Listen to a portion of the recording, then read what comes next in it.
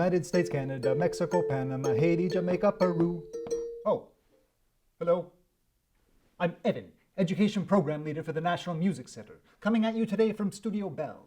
Today is the day. We are going to run electric current through a one-of-a-kind musical machine. Last week we used a toy to explore the different parts of a synthesizer and figure out how they work. We took a direct current, used oscillators to make an alternating signal, creating a vibration. We used filters and envelopes to shape the sound, using different triggers to make them go.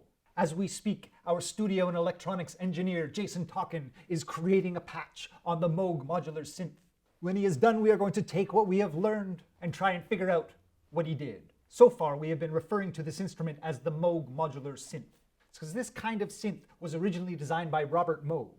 And all of its pieces are little modules, which could be made to order. Depending on what the customer wanted, these synthesizers could have different modules.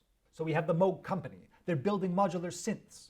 Every time they test a module and something's wrong, they put it in the parts graveyard. Roger Luther started working as a technician for the Moog company in 1972.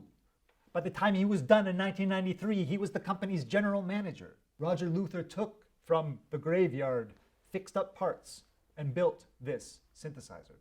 Every modular synth was made with love, but this one was custom designed by a true aficionado.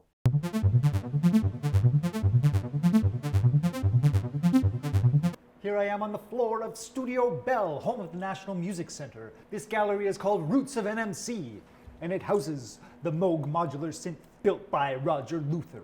One thing that probably pops out is all these cables. They are called patch cables. And this is how you carry the electricity from one part of this instrument to the next. So we're going to turn it on, see what it does, and then follow the patch cables to see if we can figure out why it's making the sounds that it's making. There. It's hooked up to the sequencer, so I need to make that go.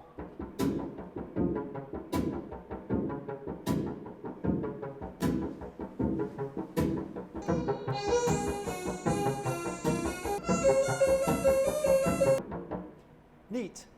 This is a very complex patch in that a lot of things are being triggered by this sequencer.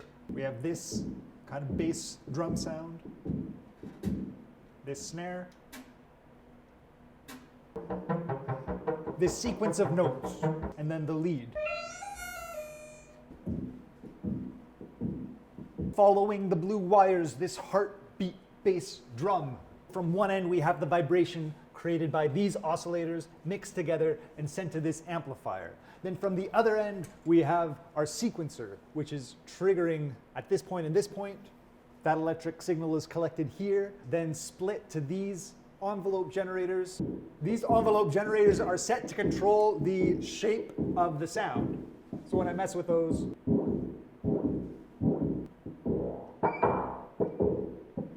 that's one of the more complex sounds we have going on.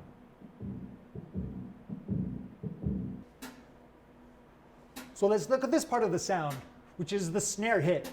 The snare is built out of these orange chords. Notice triggered here on the sequencer. So most of the snare is made up of white noise. There's also a bit of a tone.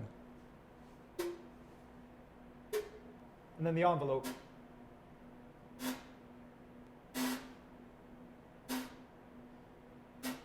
This snare drum is a great example of how this instrument is designed to recreate real-world sounds.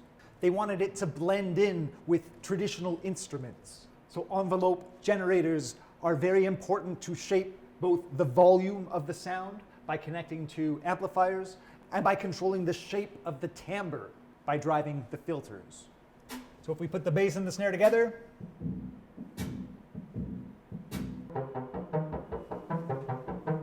okay, now we have the sequenced bass notes.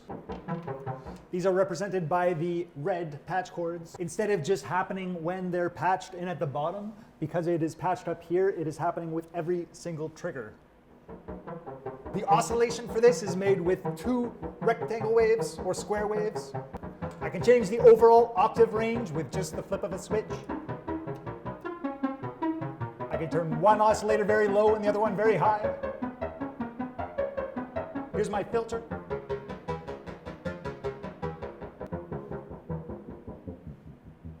With these potentiometers, I can also tweak the notes in the sequence. I can also change the overall speed of the sequence.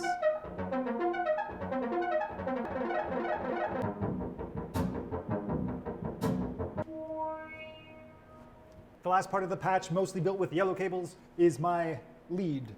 2 oscillators, both set to sawtooth. Patched into this mixer, this amplifier, and into there. It also has these envelope generators. So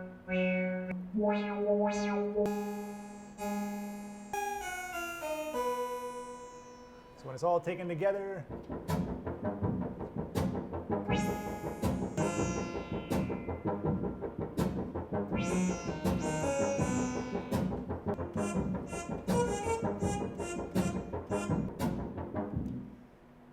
so just figuring out how the sound works has made my brain tired, so I wouldn't have a lot of energy left for, musical creation. Which is why if this was all synthesizers ever were, I don't think it would have taken off.